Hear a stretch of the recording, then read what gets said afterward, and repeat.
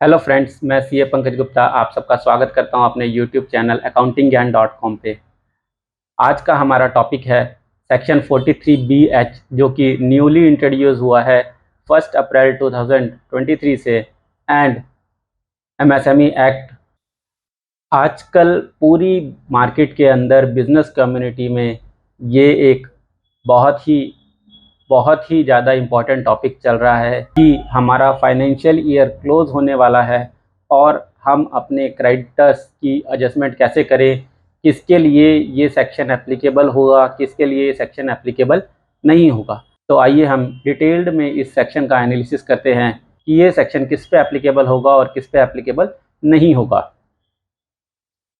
तो सबसे पहले चलते हैं बेसिक डेफिनेशंस के ऊपर इनकी। जैसा कि एक्ट कहता है सेक्शन 43B पुराना सेक्शन है। इसमें सर्टेन एक्सपेंसेस को पेमेंट बेसिस पे अलाउड किया जाता था जब हम अपनी इनकम टैक्स रिटर्न फाइल करते थे इनकम टैक्स पोर्टल पे।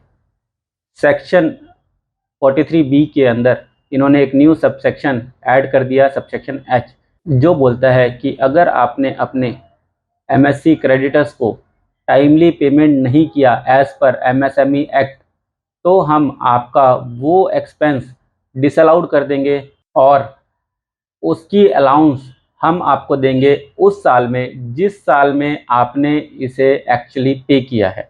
तो देखते हैं सबसेक्शन H क्या बोलता है। Any sum payable by the SSC to the micro और small enterprises beyond the time limit specified in section 15 of the MSME act 2006। तो यहाँ पे हमारे पास 3 पॉइंट्स निकल के आए। पहला एनी सम, दूसरा माइक्रो और स्मॉल एंटरप्राइजेस, तीसरा सेक्शन 15। अब यहाँ पे कुछ प्रोफेशनल्स के डिफरेंट व्यूज़ हैं। मैं यहाँ पे आपके साथ अपने व्यू शेयर करूँगा कि मेरे हिसाब से क्या चीज़ सही है। तो सबसे पहले बात करते हैं एनी सम। कुछ प्रोफेशनल्स कह रहे हैं कि एनी सम में हम परचेजेस प्लस जीएसटी इन दोनों को कंसीडर करेंगे। मेरे हिसाब से सिर्फ और सिर्फ परचेजेस आनी चाहिए, क्योंकि हम प्रॉफिट एंड लॉस अकाउंट में सिर्फ परचेजेस डाल रहे हैं और इसी वजह से यहाँ पे सिर्फ और सिर्फ परचेजेस डिसअलाउड होंगी। सेकंड, यहाँ पे जो माइक्रो और स्मॉल एंटरप्राइजेस है, कई प्रोफेशनल्स का मानना है कि माइक्रो एंड स्मॉल एंटरप्राइजेस की डेफिनेशन हम एमएसएमई एक्ट से उठाएंगे, लेकिन इसके लिए उसका रजिस्टर्ड होना या अनरजिस्टर्ड होना मैंडेटरी नहीं है। यानी कि कुछ प्रोफेशनल्स कह रहे हैं कि अगर वो रजिस्टर्ड होगी तभी एप्लीकेबल होगा ये वाला सेक्शन, और कुछ कह रहे हैं अगर वो रजिस्टर्ड नहीं भी है तो भी ये सेक्शन एप्लीकेबल हो जाएगा। यानी कि अगेन इस पॉइंट पे भी 2 व्यूज़ बटे हुए हैं। पहला ऑल क्रेडिटर, दूसरा एमएसएमई रजिस्टर क्रेडिटर।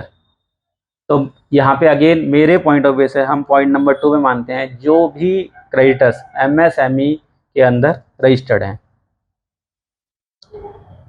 तीसरा पॉइंट है सेक्शन 15 जो बोलता है कि इस टाइम लिमिट के अंदर हमारे को पेमेंट करनी चाहिए। तो आइए अब आगे चलते हैं कि सबसेक्शन H और आगे क्या बोल रहा है। शैल बी अलाउड, जो कि हमने बताया क्या होगा, शैल बी अलाउड आपको मिल जाएगा irrespective of the previous year in which liability to pay of such sum incurred by the assessee according to the method of accounting regularly employed by him, only computing the income referred to section 28 of the previous year in which such sum is actually paid। यानी कि वो ये कहना चाह रहे हैं जिस साल में आप पैसा देंगे उस साल में आपको ये एक्सपेंस अलाउड हो जाएगा। अब जैसा कि हमने डिस्कस किया, एनी सम में एज पर my point of view only purchase value would be there. Section 15 of MSME क्या बोलता है, जिसने सामान खरीदा है उसकी लायबिलिटी क्या बनती है। तो उसने कहा where the supplier supplies any goods और render any service to any buyer और buyer shall make payment therefor on और before the date agreed upon between him and the supplier in writing, or where is no agreement on this behalf before the appointed date। तो अब यहाँ पे appointed date है 15 days from the acceptance of goods और service. ठीक है, अब ये क्या कह रहा है, आपको 15 दिन के अंदर अंदर पैसे दे देने हैं जब आपने उस गुड्स को रिसीव कर लिया है या उस सर्विस को एक्सेप्ट कर लिया है। प्रोवाइडेड दैट, एक और प्रोवाइडेड आ गया इसके अंदर, in no case the period agreed up between the supplier and the buyer in writing shall exceed 45 days from the date of acceptance और the date of deemed acceptance. तो यानी कि किसी भी सिचुएशन में चाहे बायर और सप्लायर एग्री क्यों ना करते हों, ये क्रेडिट पीरियड 45 डेज से ऊपर नहीं जा सकता, यानी आपको पेमेंट विद इन 45 डेज पे करनी ही पड़ेगी। अब आगे चलते हैं और यहाँ पे जो वर्ड्स यूज हुए हैं, सप्लायर की डेफिनेशन देखते हैं कि सप्लायर में कौन इंक्लूड होगा और कौन इंक्लूड नहीं होगा। तो सप्लायर को जानने के लिए हम चलते हैं सेक्शन 2 ऑफ MSMED एक्ट 2006 के ऊपर, जिसका सेक्शन 2 क्लॉज N बोलता है सप्लायर के बारे में, मीन्स अ माइक्रो और small enterprises which has filed a memorandum with the authority referred in subsection 1 of subsection 8। तो यानी कि क्या कह रहा है, एक ऐसी एंटरप्राइजेज जिसने मेमोरेंडम फाइल किया हो अथॉरिटी के पास, यानी कि यहाँ पे हम बात करते हैं रजिस्टर्ड MSME की। एज पर माय पॉइंट ऑफ व्यू, अगर MSME रजिस्टर्ड होगी तभी वो इस सेक्शन 43BH का बेनिफिट ले पाएगी, अदरवाइज वो सेक्शन 43BH का बेनिफिट नहीं ले पाएगी। हम आगे चलते हैं और देखते हैं, यहाँ पे एक वर्ड यूज हुआ माइक्रो और स्मॉल एंटरप्राइजेस। अब यहाँ पे कई लोग बोल रहे हैं कि इसके अंदर ट्रेडर्स भी आएंगे, बट एज पर माय पॉइंट ऑफ व्यू इसमें ट्रेडर्स नहीं आएंगे। अब हम माइक्रो और स्मॉल एंटरप्राइजेस की डेफिनेशन देखते हैं, वो क्लॉज ई बताता है सेक्शन 2 का, enterprises means an industry undertaking और अ बिजनेस कंसर्न और any other establishment by whatever name called engage in the manufacture और production of goods in any manner pertaining to the industry specified in first schedule of the Industries Development and Regulation Act 1951 or engaged in providing or rendering of any service or services। यानी कि यहाँ पे सिर्फ बात हो रही है manufacturer की और सर्विस प्रोवाइडर की, यानी कि ट्रेडर अभी भी एक्सक्लूडेड हैं MSME एक्ट के बेनिफिट से। अब आप कहेंगे कि ट्रेडर्स के लिए भी नोटिफिकेशन आया था कि उन्हें भी MSME एक्ट के अंदर रजिस्टर्ड होने के लिए अपॉर्चुनिटी दी जाए, तो यस, उन्हें रजिस्टर्ड होने के लिए अपॉर्चुनिटी मिली थी, but only to avail benefit for the financing, यानी कि उन्हें कुछ फाइनेंस में हेल्प मिल जाए, इस वजह से उन्हें MSME में रजिस्टर्ड होने का अपॉर्चुनिटी दिया गया था। Section 8 subsection 1 of MSMED act 2006 क्या बोलता है, memorandum of micro small and medium enterprises, यानी कि जो बंदा माइक्रो स्मॉल और मीडियम एंटरप्राइजेस है, सबसेक्शन 1 क्या बोलता है, any person who intend to establish, यानी कि यहाँ पे बात हुई इंटेंड्स टू इस्टेब्लिश, जो अपने आप को इस्टेब्लिश करना चाहता है, shall file the memorandum of micro small or as the case may be of medium enterprises with such authority as may be specified by the state government under subsection 4 और the central government under subsection 3। जो कि central government ने subsection 3 में किसी authority को appoint किया है या स्टेट गवर्नमेंट ने सबसेक्शन 4 में किसी अथॉरिटी को अपॉइंट किया है, तो वो इस्टेब्लिशमेंट अपनी इंटेंट फाइल करेगी उस अथॉरिटी को कि मैं MSME एक्ट के अंदर रजिस्टर्ड होना चाहती हूँ और उसके बेनिफिट अवेल करना चाहती हूँ। माइक्रो एंड स्मॉल एंटरप्राइजेस कौन होती हैं, तो सबसे पहले तो प्लांट एंड मशीनरी का क्राइटेरिया डिफाइंड है और टर्नओवर का क्राइटेरिया डिफाइंड है। अगर किसी एंटरप्राइजेस का, अगर किसी कंपनी का प्लांट एंड मशीनरी का इन्वेस्टमेंट 1 करोड़ से कम है और टर्नओवर यानी कि सेल्स 5 करोड़ से कम है, तो वो माइक्रो की कैटेगरी में फॉल करेगी। और किसी एंटरप्राइजेस का प्लांट एंड मशीनरी में इन्वेस्टमेंट 1 करोड़ से 10 करोड़ के बीच में है और टर्नओवर 5 करोड़ से 50 करोड़ तक है, तो वो स्मॉल एंटरप्राइज में फॉल करेगी। उसके बाद मीडियम एंटरप्राइजेस की बात करते हैं, जो कि हमारे इस टॉपिक से आउट है, 43B से बाहर है। तो दोस्तों, पूरी इंडस्ट्री में ये एक टेंशन का माहौल हो गया है कि ये एक्ट अभी आया है, फरवरी में आ गया, लेकिन क्या ये सच में फरवरी में आया है? नहीं, ये प्रोविजंस एमएसएमई एक्ट के अंदर 2006 में ही आ गए थे। हाउएवर इसकी एप्लीकेबिलिटी इतनी स्ट्रांग नहीं थी कि कोई भी पर्सन इसके ऊपर ज़्यादा ध्यान दे। कुछ एमएसएमई की रिकवरी मैकेनिज्म थे जो कि इतने लेंथी थे कि गवर्नमेंट और एसएससी दोनों ही उन चीज़ों में नहीं फंसना चाहता था। अब इसका रिकवरी प्रोविज़न इन्होंने इनकम टैक्स एक्ट के अंदर इंट्रोड्यूस करके एमएसएमई एक्ट को और स्ट्रॉन्ग बना दिया है। और इनकम टैक्स एक्ट के अंदर भी ये प्रोविज़न 1 अप्रैल 2023 से एप्लीकेबल हैं, क्योंकि अब ईयर एंड आ रहा है। इसलिए सारे बिजनेसमैन को, सारे प्रोफेशनल सलाह दे रहे हैं कि अपने क्रेडिटर्स को जल्दी से जल्दी नॉक ऑफ कीजिए, उनको पे ऑफ करके ख़त्म कीजिए। अब बेसिकली क्या हो रहा है, इंडस्ट्री में बहुत सारे लोगों के बहुत सारे क्वेश्चंस हैं, जिसकी मैंने एक छोटी सी लिस्ट बनाई है। आइए पॉइंट वाइज डिस्कस करते हैं कि वो क्या क्या चीज़ें हैं जो कि इंडस्ट्री में बहुत पूछी जा रही हैं और जो कि अभी भी कई जगह अनआंसर्ड हैं। सबसे पहले, supplier is manufacturer, service provider और ट्रेडर, कि अगर हमारा सप्लायर सर्विस प्रोवाइडर है, मैन्युफैक्चरर है या ट्रेडर है, किस चीज़ पे ये एप्लीकेबल होगा। तो हम पहले भी डिस्कस कर चुके हैं, अगर हमारा सप्लायर मैन्युफैक्चरर है या फिर सर्विस प्रोवाइडर है तभी 43BH के प्रोविज़न हम पे एप्लीकेबल होंगे। अदरवाइज ट्रेडर के केस में हमारे ऊपर सेक्शन 43BH के प्रोविज़न एप्लीकेबल नहीं होंगे। अगर हमारा सप्लायर ट्रेडर है तो हमें उसे एमएसएमई एक्ट के अकॉर्डिंग पेमेंट करने की रिक्वायरमेंट नहीं है, उसे आप अपने नॉर्मल कॉन्ट्रैक्ट के हिसाब से पे कीजिए। सेकंड, 31 मार्च को हम लोग बहुत सारे ऐसे एक्सपेंसेस हैं जिनका प्रोविज़न अपनी बुक्स ऑफ अकाउंट में डालते हैं फॉर मेकिंग मैचिंग कॉन्सेप्ट, कि हमने उस खर्चे से रिलेटेड जो भी इनकम थी उस साल में कमाई है तो उसके रिस्पेक्टिव खर्चे भी हमारे को बैलेंस शीट में डालने पड़ेंगे, और इनकम टैक्स भी इस चीज़ को अलाउड करता है।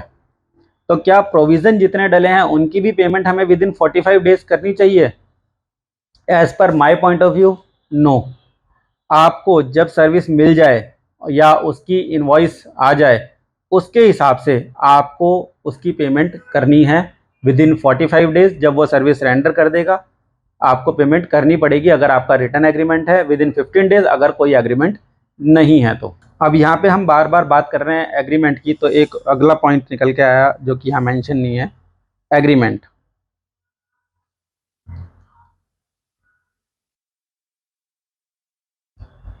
एग्रीमेंट, तो एग्रीमेंट कैसा हो सकता है? Agreement can be written, agreement can be oral. No, agreement can not be oral in this case. Agreement must be in writing, either on stamp paper और ऑन लेटर हेड और on bill itself. अगर bill के अंदर भी payment terms लिखी हैं तो वो भी एक एग्रीमेंट मान लिया जाएगा। ड्यू टाइम कितने दिन के अंदर अंदर देना चाहिए? अगर आपका एग्रीमेंट है तो 45 डेज और lesser time as per agreement. अगर एग्रीमेंट नहीं है तो 15 डेज मैक्सिमम। चौथा हमारा बोलते हैं कि हम पैसे कैसे दे सकते हैं। आप पैसे कैसे भी दे सकते हो उसे, आप पैसे कैश में दे सकते हो, आप पैसे चेक से दे सकते हो, आप आरटीजीएस कर सकते हो, आप बार्टर भी कर सकते हो। बार्टर मतलब आपने उससे सामान खरीदा, अब आपको लग रहा है कि आप पैसे नहीं दे पा रहे हो, आपने अपना सामान उसे बेच दिया, यानी कि आपने रॉ मेटेरियल खरीदा, आपने फिनिश गुड्स से बेच दिया, या फिर आपने रॉ मेटेरियल खरीदा, आपने कोई सर्विस उसे सेल आउट कर दी जो कि बार्टर हो गई, आपस में उसको नॉक ऑफ कर दिया आपने। तो इस तरह से भी आप उसको, उसकी लायबिलिटी को नॉक ऑफ कर सकते हो। या फिर आपने उससे सामान खरीदा और आप पैसे देने की सिचुएशन में नहीं है तो आप उसके वैल्यू को इक्विटी के अंदर भी कन्वर्ट कर सकते हैं। अब यहाँ पे एक पॉइंट अराइज होता है, क्या हम उसे लोन की फॉर्म में भी ले लें? क्योंकि कई मेरे पास क्वेरीज ऐसी भी आई हैं जिन्होंने ये बोला कि सर हमारे को इतने रुपए देने हैं किसी पर्सन को, क्या हम उसे क्रेडिटर ना दिखा के अपना लोन दिखा दें और उसके ऊपर इंटरेस्ट पे करते हैं? तो इट इज़ नॉट करेक्ट। हम उसे लोन नहीं दिखा सकते। अगर हम उसे लोन दिखाएंगे तो वो इनकम टैक्स एक्सेप्ट नहीं करेगा और उसे डिसअलाउड कर देगा।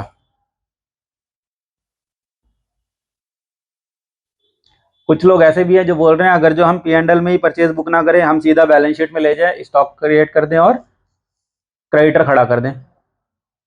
तो इससे आपके जर्नल अकाउंटिंग प्रिंसिपल इफेक्ट होंगे। इनकम टैक्स भी बोलता है कि जो भी आप परचेजेस कर रहे हैं, वो जो भी आप एक्सपेंस कर रहे हैं, वो आपके P&L के रूट से ही बैलेंस शीट के अंदर फॉल करेंगे, डायरेक्ट बैलेंस शीट में नहीं जाएंगे विद रिस्पेक्ट टू एक्सपेंसेस। तो यानी कि आप ये वाला काम ना करें। Purchase after 16 Feb 2024। अब कुछ लोग बोल रहे हैं कि सर जो हमने परचेजेस 15 फरवरी तक कर ली हैं, उसके तो हमें पेमेंट करनी है 31 मार्च तक बाय एनी केस, ठीक है, लेकिन जो परचेजेस हम 16 फरवरी के बाद कर रहे हैं, उसकी पेमेंट हम अगले साल किसी भी टाइम पे कर सकते हैं। तो इसका आंसर है नो। आपको इनकम टैक्स का प्रोविज़न फॉलो करना पड़ेगा। आपको विद इन 45 डेज इसको पैसा देना पड़ेगा। अगर आप विद इन 45 डेज इसे पैसा नहीं देते तो आपका खर्चा डिसअलाउड हो जाएगा, उस साल में आप क्लेम नहीं कर सकते। आप जब पैसे देंगे उस साल में क्लेम करेंगे। यानी कि अगर 16 फरवरी का बिल है, 17 फरवरी का बिल है, तो आपको 1 अप्रैल को उसे पे करना पड़ेगा। आपने 2 अप्रैल को उसे पे किया तो आपका वो वाला खर्चा 31 मार्च के एक्सपेंसेस के अंदर काउंट नहीं होगा और अगले साल के एक्सपेंसेस के अंदर काउंट होगा। अगला क्वेश्चन आता है interest on late payment. MSME act provide करता है कि अगर आप अपने MSE एंटरप्राइजेस को अगर आप MSE को पेमेंट लेट कर रहे हो तो आपको उसे इंटरेस्ट भी पे करना पड़ेगा at the rate 3 times of the RBI rate. यानी कि आज अगर जो RBI का रेट 6.5 रुपये चल रहा है पर एनम का, तो आपको उसका इंटरेस्ट 19.5 रुपये के हिसाब से देना पड़ेगा पर एनम। अब अगला क्वेश्चन आता है कि जो मेरा क्रेडिटर है, अगर वो उद्यम रजिस्टर्ड नहीं है तो क्या ये सेक्शन मेरे ऊपर एप्लीकेबल नहीं होगा?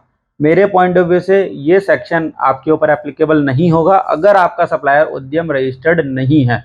But there are certain views in the market कि उद्यम से रजिस्टर्ड हो या नहीं हो, ये प्रोविज़न अप्लाई करेगा अगर वो माइक्रो एंड स्मॉल एंटरप्राइजेस की डेफिनेशन के अंदर फॉल कर रहे हैं तो। नेक्स्ट पॉइंट आता है कि सर हम मान लो हमने पार्ट पेमेंट उसे कर दी और पार्ट पेमेंट हमारी रह गई, ठीक है, 50 लाख का बिल था, 9 लाख रुपए उस पर GST लग के आया, 59 लाख हो गया।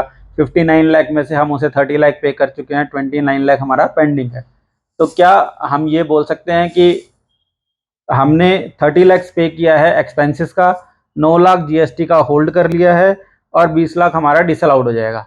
ऐसा नहीं होगा। आपका डिसअलाउंस प्रोपोर्शनेटली होगा। अगर आप GST का बैलेंस होल्ड कर रखा है, उस केस में भी आप टोटल GST का बैलेंस नहीं ले सकते, आपको प्रोपोर्शनेटली ही अलाउड किया जाएगा।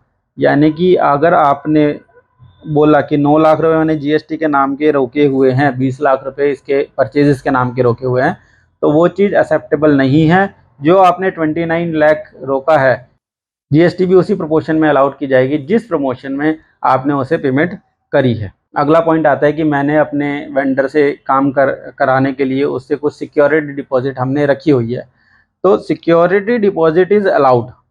आप सिक्योरिटी डिपॉजिट रख सकते हो। सिक्योरिटी डिपॉजिट क्योंकि बैलेंस शीट में डायरेक्ट जाती है, प्रॉफिट एंड लॉस अकाउंट से रूट नहीं होती। नेक्स्ट पॉइंट है कि accounting on cash basis. Yes, this is the very effective shield of 43BH कि अगर आप अकाउंटिंग अपनी कैश बेसिस ही कर देंगे तो 43BH आपके ऊपर एप्लीकेबल ही नहीं होगा, क्योंकि आप खर्चे ही उसी टाइम रिकॉर्ड कर रहे हैं जिस टाइम आप पे कर रहे हैं। तो यानी कि एक्चुअल पेमेंट के बेसिस पे आप खर्चे कर रहे हैं इसके अंदर। अगला आता है कि सर मैं तो प्रिजम्पटिव टैक्स के अंदर हूँ, 44AD मेरे ADA एप्लीकेबल है मेरे ऊपर, तो क्या मुझे फिर भी 43BH की कंप्लाइंसेस करनी है? तो आंसर इज नो। क्यों? क्योंकि 43AD और ADA एक ओवरराइडिंग सेक्शन है। अब ओवरराइडिंग सेक्शन तो 43BH भी है। देखिए कैसे कहते हैं। 43 बोलता है notwithstanding anything contained in any other provision of this act.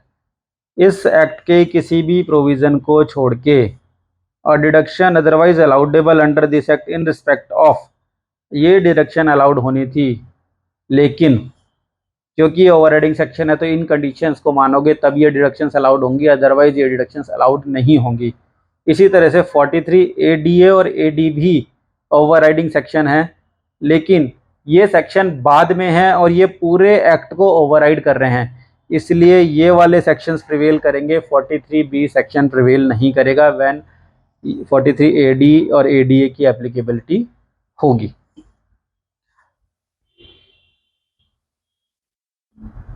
अगला पॉइंट हमारा रिपीट हो गया, पार्ट पेमेंट और GST होल्ड हमने पहले डिस्कस कर लिया है। अब एक चीज निकल के आई कि 43B तो हमारे पास पहले से ही अवेलेबल था, तो इन्होंने 43BH में स्पेशल कंडीशन क्यों लगाई या क्या लगाई? तो बेसिकली क्या है, जो अदर क्लोज हैं 43B सेक्शन के, वो ये बोलते हैं कि आपको ये सेक्शन अलाउड कर दिया जाएगा आफ्टर ड्यू डेट भी, but before filing your income tax return. लेकिन 43BH बोलता है कि आपको अलाउड तभी किया जाएगा जब आप MSME एक्ट के प्रोविजंस के हिसाब से पेमेंट दे देंगे, या फिर अगर आप उसके हिसाब से पेमेंट नहीं देते तो जिस साल में आप एक्चुअली पे कर रहे हैं उस साल में आपको एक्सपेंस अलाउड किया जाएगा। Time limit of payment, again यहाँ पे आ गया टाइम लिमिट ऑफ पेमेंट, हम 15 दिन और 45 दिन के अंदर हमें पे करना पड़ेगा। अगर कोई क्रेडिटर, ये क्वेश्चन भी बहुत आता है, अगर कोई क्रेडिटर 1 अप्रैल 2023 को हमारी बुक्स में है,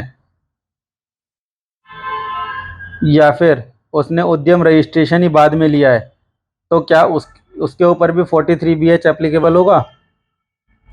तो answer is no. 43BH applicable होगा 1 अप्रैल 2023 के बाद जितनी भी आपने परचेज करी है, या फिर उसके बाद अगर जो किसी क्रेडिटर ने अपने आप को रजिस्टर्ड कराया है, तो रजिस्ट्रेशन कराने के बाद जो सप्लाईज उसने आपको करी हैं उसके ऊपर 43BH एप्लीकेबल होगा। एक चीज़ और इसमें निकल के आई, हम ये कैसे पता करेंगे हमने कौन सी पेमेंट किस बिल के अगेंस्ट की है? तो इसका सिंपल सा सॉल्यूशन है, ये आपको अपने क्रेडिटर के साथ रिटर्न कम्युनिकेशन रखना पड़ेगा कि ये जो अमाउंट दे रहा हूँ मैं आपको, ये आपको इस पर्टिकुलर बिल के अगेंस्ट दे रहा हूँ, जिससे कि ये क्लैरिटी हो जाए कि आप जो पैसा दे रहे हैं वो किस किस बिल के अगेंस्ट दे रहे हैं। तो यहाँ पे आप ये कर सकते हैं कि जो आपने करंट में पेमेंट्स दी हैं वो आप करंट बिल के अगेंस्ट दे, अगर कोई पुरानी आउटस्टैंडिंग पेमेंट है तो उसे भी धीरे धीरे करके उस पर्सन को पे करें। हाउ टू आइडेंटिफाई SME, अभी हमारे पास कोई फ्रूटफुल मेथड नहीं है SME आइडेंटिफाई करने का, तो इसका सिंपल सा सॉल्यूशन है, आस्क फ्रॉम योर सप्लायर। अगर वो आपको उद्योग रजिस्ट्रेशन देता है तो आप उसको चेक कीजिए कि वो किस कैटेगरी में फॉल कर रहा है, स्मॉल, मीडियम या माइक्रो में। अगर वो स्मॉल और माइक्रो में फॉल कर रहा है तो आपके ऊपर 43BH लग जाएगा। एक और आया कि क्या ये सेक्शन कैपिटल गुड्स की परचेज पे भी एप्लीकेबल है? The answer is no. तो कैपिटल गुड्स सीधा बैलेंस शीट में जाता है without affecting profit and loss account, तो यहाँ पे कैपिटल गुड्स के केस में ये सेक्शन एप्लीकेबल नहीं होगा। अगर कोई मेरा सप्लायर के साथ डिस्प्यूट चल रहा है, ये एक बड़ा क्वेश्चन है कि अगर मैंने कोई माल मंगाया, सप्लायर ने मेरे माल ख़राब भेज दिया है और मेरा उसके साथ अभी डिस्प्यूट चल रहा है, तो क्या फिर भी मुझे पे करना पड़ेगा? तो आंसर इज़ नो। अगर आपका सप्लायर के साथ डिस्प्यूट चल रहा है तो आपको विदिन 15 डेज उसे इन राइटिंग कम्युनिकेट करना पड़ेगा कि ये आपका प्रोडक्ट या सर्विस ख़राब है, जिसके पैसे मैं आपको नहीं दूंगा जब तक कि हमारा ये डिस्प्यूट सॉर्ट ना हो जाए। और जिस दिन आपका ये डिस्प्यूट सॉर्ट हो जाएगा उस दिन से आपका 45 डेज काउंट होना शुरू हो जाएगा। अगला है गुड्स इन ट्रांजिट और डिलीवर लेट। अगर कोई माल आपका ट्रांजिट के अंदर है, यानी कि आपने ख़रीद लिया है लेकिन अभी तक पहुंचा ही नहीं है आपके पास, या फिर जो पहुंचना था और लेट हो गया है पहुंचने में, क्या उसका भी पेमेंट 45 डेज़ के अंदर करना है? तो यहाँ पे एक कंडीशन बोली गई है, 45 days from the acceptance of goods and services, यानी कि जब आपके पास गुड्स पहुँच जाएगा आप उसे एक्सेप्ट कीजिए और वहाँ से 45 डेज़ आपके काउंट होंगे। अब हम बात करते हैं पॉइंट नंबर 7 जो हमने बीच में छोड़ दिया था, इंटरेस्ट ऑन लेट पेमेंट। तो interest on late payment under MSME deal करता है section 23, interest not to be allowed as deduction from income. तो बेसिकली ये क्या कहता है सेक्शन 23 कि किसी भी एक्ट में नहीं, बेसिकली ये क्या कहता है section 23, not with standing anything contained in the income tax act 1961, यानी कि ये पूरे इनकम टैक्स एक्ट को ही ओवरराइड कर रहा है।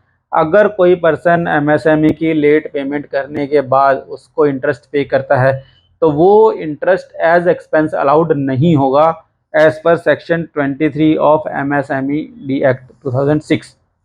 और इसने पूरे इनकम टैक्स को ओवररूल कर दिया है, यानी कि 44 AD और AD के केस में भी ये सेक्शन एप्लीकेबल होगा और इंटरेस्ट का डिसअलाउंस उसको एड बैक करना पड़ेगा। सेक्शन 24 का यहाँ पे ओवरराइडिंग इफेक्ट है।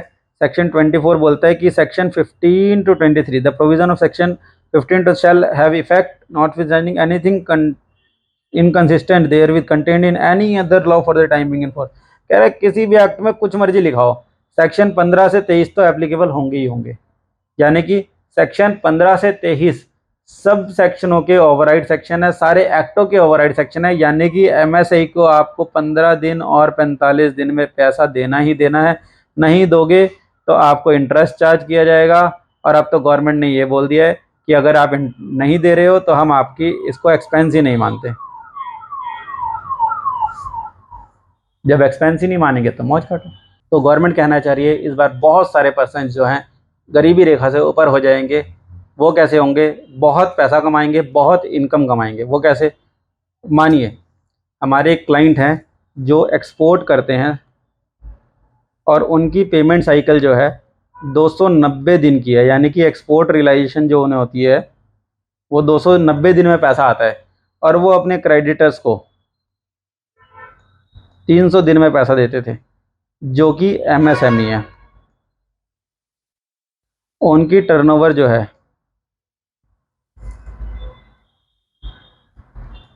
10 CR है और उनका जो है परचेज ऑलमोस्ट 9.8 CR है। एक्सपेंसेस 9.8 CR है और प्रॉफिट उनका आता है 20 लाख और 0.2 CR। ठीक है, अब गवर्नमेंट ने कहा कि आपको ये पैसा पे करना है। Now what is the situation? उनके पास 10 करोड़ की सेल हो गई, पैसे तो आए नहीं। 10 करोड़ की सेल पे वो पहुंचे बैंक के पास, और जो मैक्सिमम सेल होती है इनकी Q4 में होती है, यानी कि 10 करोड़ में से 8 करोड़ की सेल Q4 की है। ठीक है, अब Q4 की सेल के पैसे आने हैं इनके पास 290 दिन के बाद। ठीक है, लेकिन गवर्नमेंट कह रही है आप 45 दिन के अंदर अंदर पैसे दो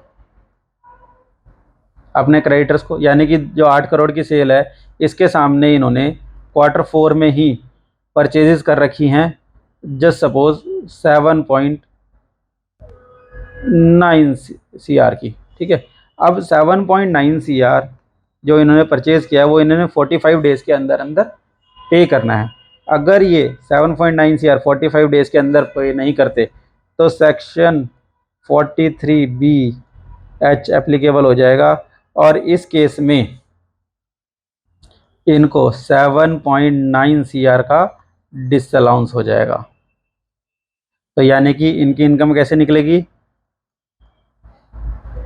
profit as per PL 20 lakh add disallowed 43BH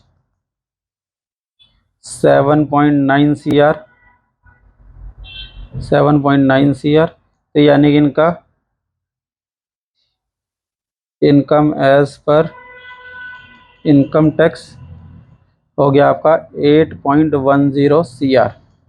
तो देखिए ना इनकी इनकम का ग्राफ, कम एज पर ITR जो 2022-23 में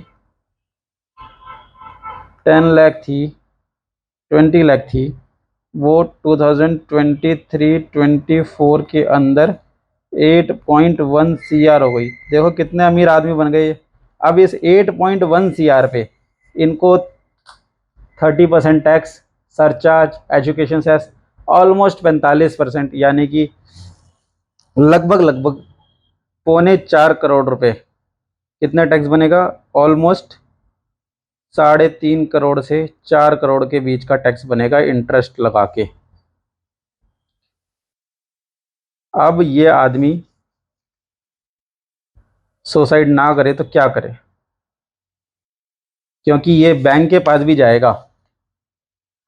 अगर ये बैंक के पास भी गया तो बैंक भी इसकी टर्नओवर का 20% से ज़्यादा लोन नहीं देगा। तो ये तो इस व्यापारी के लिए, मेरे क्लाइंट के लिए आत्महत्या वाली सिचुएशन आ गई है कि उसे 20.5 लाख रुपए उसने कमाए नहीं और 3.5 करोड़ रुपए का टैक्स देना है। तो गवर्नमेंट को इस प्रोविज़न को थोड़ा सा रिलैक्स करना चाहिए। और जो ये लिमिट इन्होंने एमएसएमई एक्ट के अंदर वाली स्पेसिफाई की है, एटलीस्ट एमएसएमई एक्ट के अंदर वाली ना करके वो बिफोर फाइलिंग ऑफ आईटीआर करें तो थोड़ा सा बेनिफिट मिल पाएगा इंडस्ट्री को। ज़्यादा बेनिफिट फिर भी नहीं मिलेगा, लेकिन थोड़ा सा बेनिफिट मिलेगा।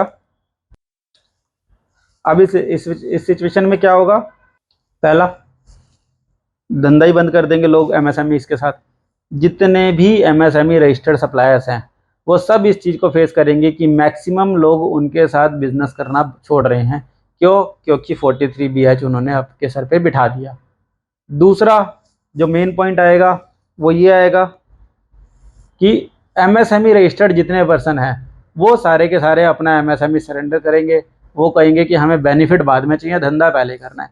क्योंकि बिजनेस होगा तो बेनिफिट लेंगे, बिजनेस ही नहीं होगा तो बेनिफिट किस चीज़ का लेंगे? तो गवर्नमेंट को अपनी पॉलिसीज़ को रिवाइज करना चाहिए, कानून लेके आए, ब्याज का कानून स्ट्रिक्ट कर दे, before filing of income tax return जो है इस चीज़ को इम्प्लीमेंट करे और इस चीज़ को टेक केयर करे कि ना तो किसी बिजनेसमैन का नुकसान हो, ना किसी बिजनेस का नुकसान हो, ना छोटे व्यापारी को घाटा हो, ना बड़े व्यापारी को घाटा हो। बड़ी कंपनियां छोटी कंपनियों के साथ बिजनेस ही करना बंद कर देंगी। इवन छोटी कंपनियां छोटी कंपनियों के साथ भी बिजनेस नहीं करेंगी। कारण सिंपल है, पैसे आ नहीं रहे, जाने हैं। अब जाएंगे तो पैसे कहाँ हैं देने के लिए? बैंक भी नहीं दे रहा पैसे। या तो बैंक को बोलो 100% ऑफ सेल फंडिंग करे हमारे को। अब वो भी नहीं करोगे आप कि 100% ऑफ सेल फंडिंग होगी। क्यों? क्योंकि यहाँ पे अगर जो 100% ऑफ सेल फंडिंग हो गई तो उसके बाद बहुत सारे ऐसे पॉइंट्स आ जाएंगे कि बैंक लोन, बैड डेट होने का खतरा बढ़ जाएगा। तो इस चीज़ को ध्यान में रखते हुए गवर्नमेंट को कुछ ना कुछ करेक्टिव एक्शन इसके ऊपर लेना चाहिए। आशा करता हूँ कि गवर्नमेंट जल्दी व्यापारी की प्रॉब्लम को समझेगी और उस पर कोई ना कोई करेक्टिव एक्शन लेगी। होप इस वीडियो के माध्यम से मैं जो एक्सप्लेन करना चाहता था वो आप तक कम्युनिकेट हुआ हो। अगर आप तक कम्युनिकेट हुआ है तो kindly like, share and subscribe my channel. Thank you very much.